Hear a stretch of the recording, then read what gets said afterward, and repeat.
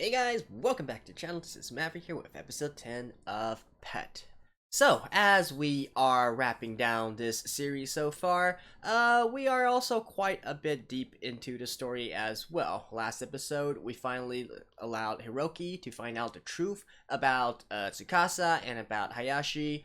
Well, nearly the truth anyways. There are still some specifics there, right? But it's safe to say that he doesn't really completely trust Tsukasa anymore. Tsukasa, on the other hand, he's gone off the deep end. He's absolutely, he's an egomaniac of some sort. Probably stemming from the resentment he felt towards Hayashi. That's how he turned out this way. Is there any salvation for him? I don't know. I would guess that Hiroki maybe is the key to stopping him and perhaps even turning him back for good. Or at least I feel that even if Tsukasa has to die at the very end, he will die a redeemed man, right? That's what I'm assuming will happen in the upcoming episodes. And Satoru and Hiroki are probably going to be the two that survive until the very end. That much I think I'm pretty sure of. Although I guess in Hiroki's case he might sacrifice himself after Tsukasa as well. Well, it's no use speculating right now. Let's just get into the episode and see what's going to happen.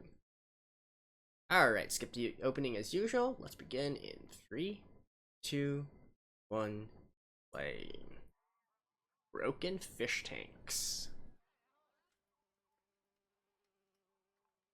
Oh, is this young Hiroki? I would assume so, considering the fish there.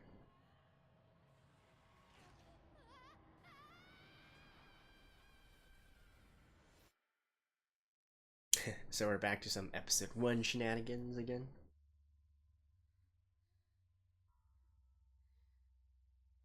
Yep. Hiroki, and that's Tsukasa.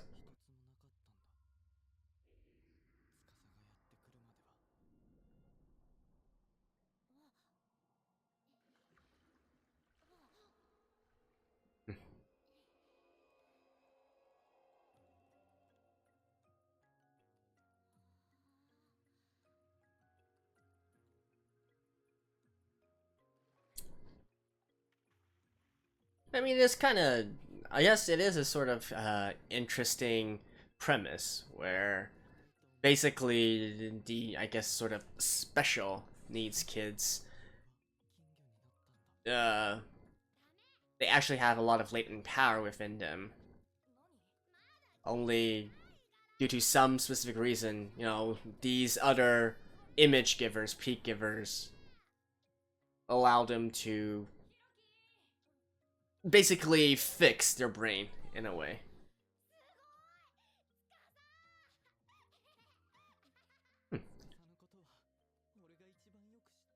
They were actually together a lot younger than I originally thought.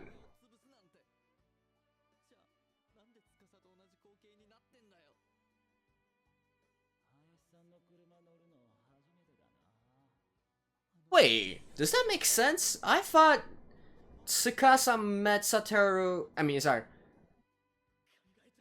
I thought Tsukasa met Hiroki after he was already of age. I guess it doesn't really matter that much. And here's Tsukasa.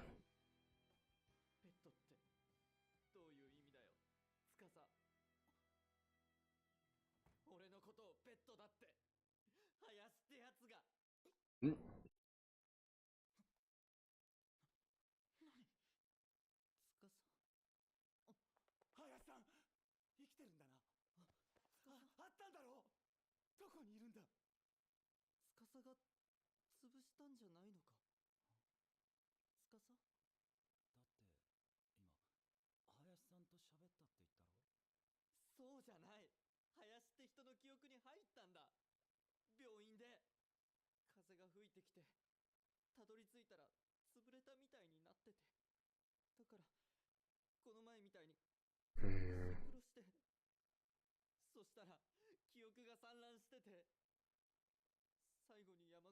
Okay, how is Tsukasa going to react?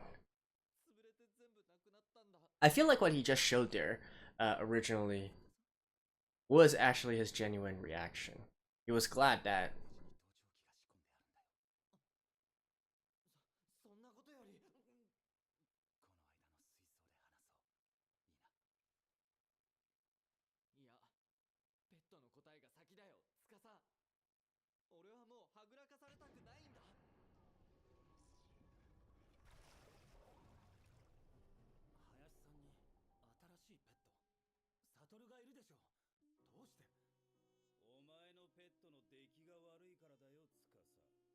やたら会社に反抗的だってな。だからそれはひろきには林さんから説明してもらえれば、俺の山親である林さんが社員なんだって。お前さ、林に会いたくてわざとペットのしつけ手抜きしてんじゃねえよな。これ以上増やしたらリスクが大きくなるんです。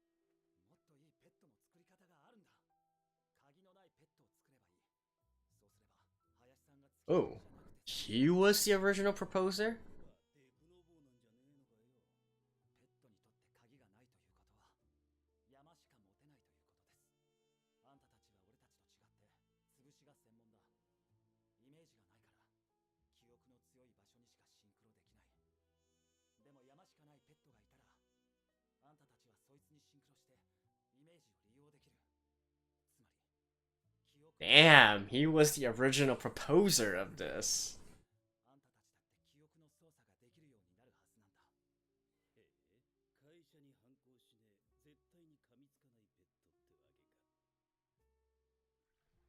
会社が俺たちをペットと呼ぶようになったのは、このロンってやつがいつも俺を連れ歩いている林さんをからかったのが始まりなんだよ。そんなことよりも今やばいのは林さんのことなんだよ。会社が何のために潰れた林さんを生かしてると思う？俺が林さんを潰したってことを悟に見せるための証拠なんだ。ものすごく説得力のある演出を考えていやがったんだよ、社長は。あいつは俺たちがまるで呪いのように山親を慕い続けることを熟知していやがるからな。社長は悟を利用して俺を思い通りに動かす腹なんだ。だからこっちが先に悟を潰してやる。 Yeah, I don't think Hiroki is going to. 何を言ってんのかよくわかんないよ、司。どうして悟を潰さなきゃいけないんだ？いいか、山親の林さんを潰したのが俺だと知れたら悟は敵になるんだ。そうなる前に何とかしないと。わからないよ。だってその林ってやつは司の山親でもあるんだろ。俺が一番わかんないのは、どうして司が自分の山親を潰したのかってことだよ。なんでだよ、司。林さんは俺のやり方が気に入らなかったんだよ。やり方？見たろ、さっき話してた鍵を持たないペットのことだ。会社はベビーって言ってるけどな。俺だって気に入らねえよ、司。鍵がなくちゃまともに暮らせないじゃないか。いいんだよ、ヒロキは。嫌ならベビーは作らなくても。よくねえよ。じゃあ司は林ってやつが嫌がってたから潰したってのか？そうじゃない。林さんは逃げ出したんだ。会社を裏切ったんだ。まさかうんそんなことで潰したのか？そんなこと。だって会社を裏切ったからだなんて。それなら俺だって潰されなくちゃいけないじゃないか。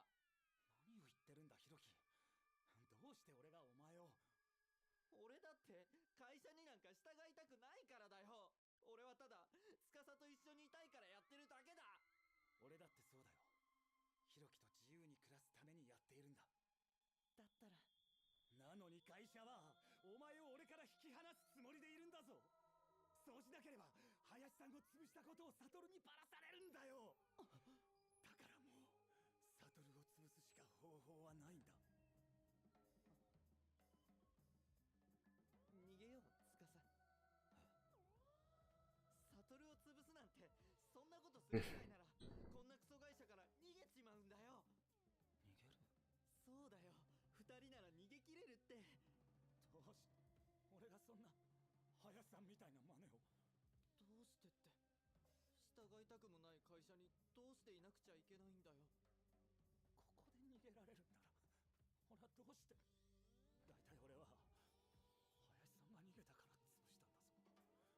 逃げ出せるんだら俺はノンのために林さんを潰。 Is he like going insane now? 間違ったんだ。山親を潰すなんてありえないよ。間違えてるよ。だって俺は間違ってなんかいないぞ、ヒロキ。だって司は会社なんかのために。俺は間違ってなんかいない。間違ってないからな。俺を否定するな、ヒロキ。司。分かってるよ。お前は悟を潰すのが嫌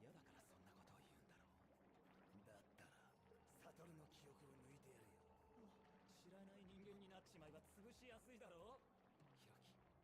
ヒロキ、お前の山へ行こう。そこでサトルの記憶を消してやるよ。嫌だよ、司。 Yeah, Tsukasa's really going off to the deep end. や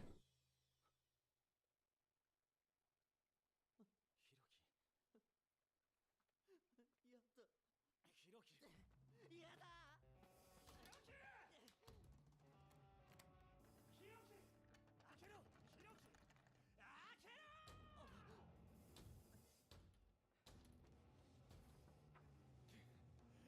ヒロキが外に出たぞ。捕まえろ。急げ。ヒロキ、どこへ行く。 Damn. 俺を置いてくつもりか。だって俺も一緒に行くよ。ヒロキ、司。今そっちに行くから。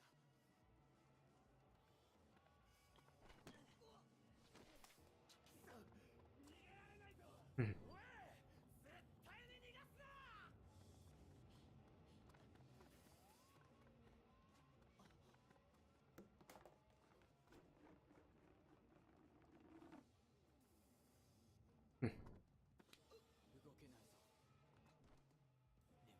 Just like that.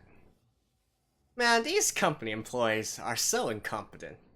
どうしてなんだよ、司。 Wow, that escalated quickly. 捜索範囲はこの辺だけでいいんですかね。なんつうか東京って広いですよね。ヒロキは必ずこの近くにいるはずなんだよ。勢いで飛び出して今頃後悔してるに決まってるんだ。くそ、一人じゃ何もできないくせに。お腹が空いたら帰ってきますかね。知らないのか、カツラギ。魚はな、水がないと生きていけないんだよ。完事，这斗记忆被毁的大领了。这个是他，知道西手私下的时候就到跑了。可是道林不是啊，他活着呀。没关系。小事。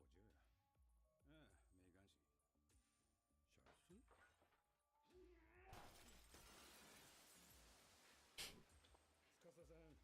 見つかったのか。ええ、ロンさんです。你别养我，大领不是应该救人了吗？お前は林を憎んでいたから始末してほしいと思うかもしれんがな。私たちにしてみればあれでも昔の仲間なんだよ。わかるだろう、司。潰れた林を私に調べさせてくれればこんなことには。それよりどうしてひろきは林の場所を知ってたんだ。引き寄せられたんですよ、林のイメージに。あいつは鍵が緩いおかげで垂れ流しになってた林のイメージが見えたんです。つまりそうか、鍵のせいなのか。鍵が壊れて中身が出てるんだ。だったら何。ロンにメリンを連れて日本に来るように言ってください。ヒロキはすぐに見つかります。そうだ、メイリンだ。メイリンならヒロキを見つけられる。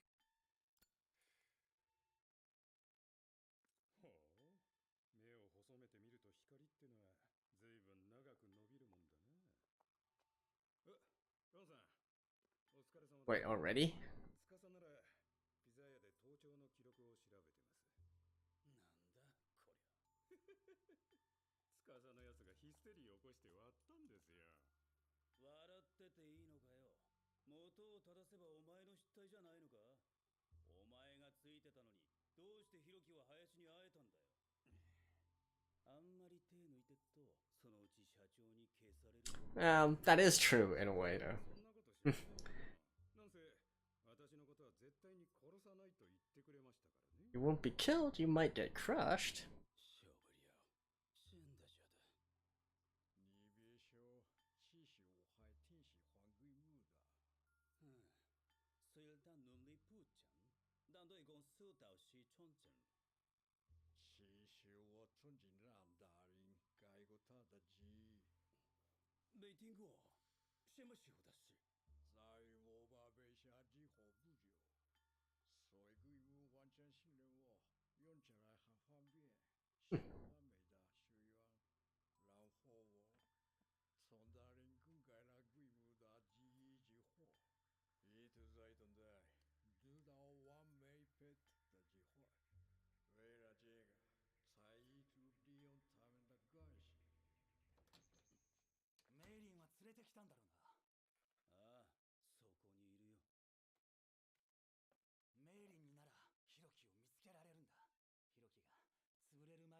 林のイメージを離れた場所からでもキャッチできたのは林の鍵が壊れてイメージが垂れ流されていたからだ。そしてメイリンはこの林と同じ状態のはずなんだ。鍵のないメイリンもイメージが垂れ流されてるってことなんだよ。つまりメイリンのイメージは仕事で使ってない時でも外に出てしまってるはずだ。誰にもシンクロしてないってだけで Oh, that's what the butterfly was. I see now. だからヒロキだけにはその蝶が見えてるかもしれない。同じイメージを持つ者としてヒロキも鍵が緩いからこんな蝶に感応できるんだ。これがどういうことかわかるかローン。メイリンの蝶を見たやつにはシンクロできるんだぞ。要はヒロキが蝶を見つけてさえくれる What is with him? 蝶の距離があってもヒロキにシンクロできるってことなんだよ。で、どうするんだ？メイリンと一緒に俺もヒロキにシンクロして記憶の場所を探ればどこに隠れているのかわかるし戻るように説得できるじゃないか。いや、説得はしなくていいぜ。ヒロキはな、見つけ次第殺せと言われてるんだよ。どうして殺す必要があるんだ。勢いで出ていっただけなんだぞ。ちゃんと言い聞かせれば。聞けるのか？山親潰しの事実を知ってお前に不信を持ったペットがよ。逃げ出したのはペットなんだぞ。言い聞かせられるのはお前の方になるかもしれねえんだよ。そんなペットを社長が生かしておくとでも思ったのか？自分のペットを甘やかし続けてきたツケが I do wonder if Long and Tsukasa were to deal it outright. Yeah. 仕事はここまでだ。 Is it a さえわかれば俺とメイリンで探し出 is it a good idea to provoke him right now? 必要はない。なんだよ。不満でもあるのか？そうじゃない。始末するくらいなら記憶を変えればいい。会社に従いたくなるようにな。ヒロキの山親を社長にすり替えればいいんだよ。無理だろそりゃ。 Oh, so that's what he wants. でもねえ限り。秘策はサトルだよ。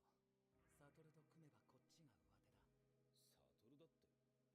林潰しを知られたらどうするんだよ。林を潰したのはヒロキだよ。ロン。え？ヒロキが林を潰したんだ。ベビー作りに反対して林を潰し、そして逃げ出したんだ。サトルはどうすると思う？ベビー作りをやめさせるためってだけでヒロキに林を潰されたんだぜ。喜んでヒロキの記憶を変えてくれるに決まってるんだよ。明暗だろ。会社はヒロキとサトルの両方を手なずけられるんだぜ。これはサトルを潰すチャンスなんだ。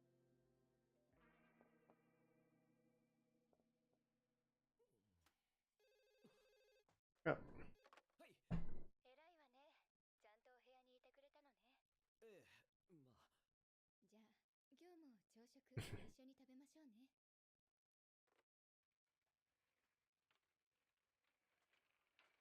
嘛都没怀疑。我知道。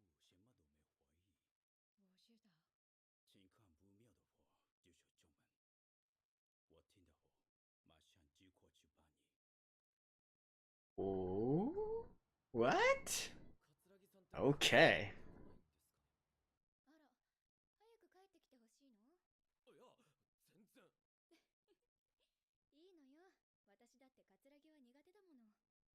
子供の頃から知ってるけど、何か人間味に欠けるのよね。あ、そうだ。その頃の林さんってどんなだったんですか？桂木さんの他にも気候術師や初代潰し屋の人たちとも。今日は林さんとその初代潰し屋の話をしようと思って写真持ってきたの。やばい。温まってるよ。開けてみて。林さんが撮った写真なんですって。母なの。初代潰し屋って私の母なのよ。社長の妹。ああ、そうか。ジンさん、姪っ子って。その写真笑ってるでしょ。林さんが現れるまでそんな風に笑うことなんてなかったらしいの。 Huh. I think this is actually true. 母は気候術師にケアしてもらってたのよ。だけどその最中に気候術師が一人潰されてしまって、それし屋の仕事をさせたの。それ以降みんな母を怖がって治療なんかできなくなって、そんな時なの、林さんがやってきたのは。パニック状態の母をあっという間になだめてみせたって。Look at that photo. どの気候術師も知らないやり方でね。シンクロして安心させてやったんですね。そうなの。おかげで母は結婚もできて私を埋めたのよ。早死にしちゃったけど、母の人生は。林さんがいるじゃないですか。え？ほら、この前ジンさん、お母さんのいる記憶の場所に入ってみたいって言ってたじゃないですか。林さんならきっとシンクロさせてくれますよ。ねえ、サトルくん。林さん、帰ってるのよ。マジっすか？どこに？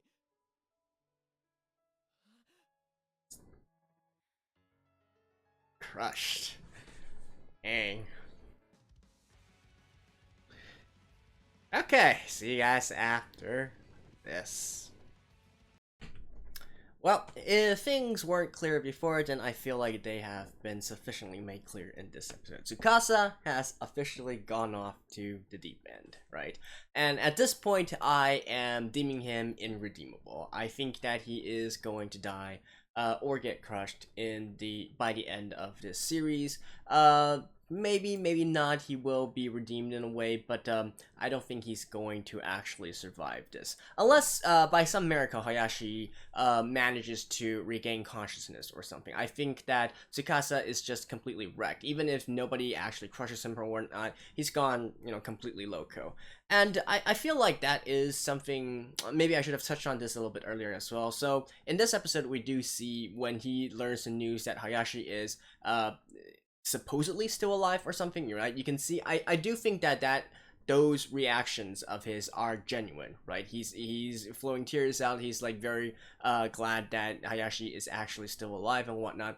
I feel like on a subconscious level, he actually really regrets what he does. I mean, I feel like he's just trying to suppress that with all his might. That's why he's throwing up and whatnot. He's really having a bad time. I think deep down he really knows that this is wrong and he is completely disgusted by it, right? So having a chance to go back, that is something that would probably be his salvation. If Hayashi remains crushed, then Tsukasa is a goner, right? And beyond that, also,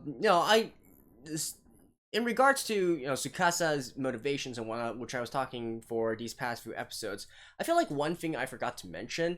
Originally, Tsukasa was planning to die or get crushed alongside Hayashi, right? He didn't really go into it thinking that he was going to just crush him and then come out of it alive or whatnot, or come out of it unscathed, unharmed. I feel like he was prepared at that point to basically go down alongside Hayashi. The sort of love-hatred for him was just too strong and he couldn't handle it anymore. And so everything that happened after, you could say that he really only started to go crazy after that, right? He was never meant to survive this whole ordeal. And so the consequences that we can see right now, he's completely losing it, right? But at this point, I do think that Hiroki and Satoru are going to both be able to survive until the end. Tsukasa, not so much. Especially considering that we now also know he's the reason that the company is making babies, right? It was actually his proposal and his thinking of this that these babies managed to manifest themselves. Although, by the way, I'm still not entirely 100% sold on Hayashi being completely crushed and irreversible, right?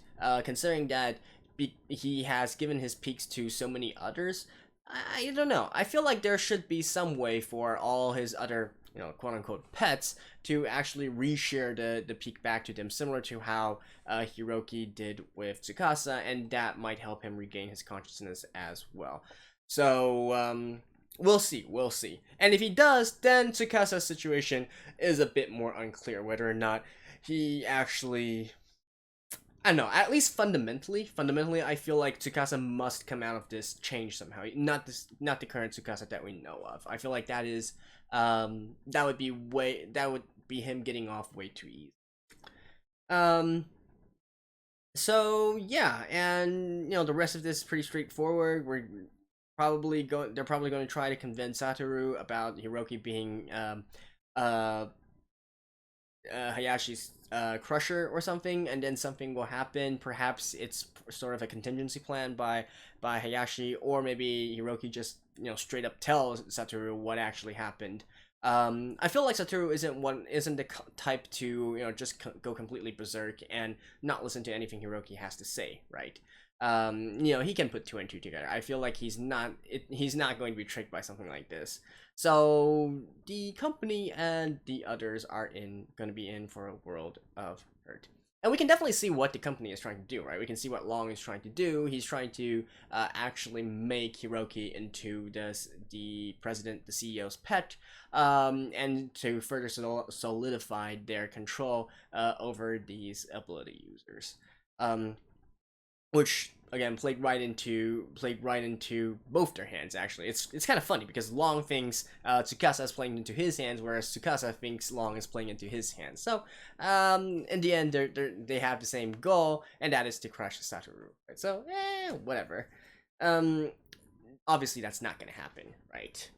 Beyond that, I think the last remaining question I do have is Jin, right? The character Jin. I honestly can't quite put a finger on whether or not she is going to be ultimately end up on the protagonist side or the antagonist side, right? We see all the direct connections that she has to the antagonist side.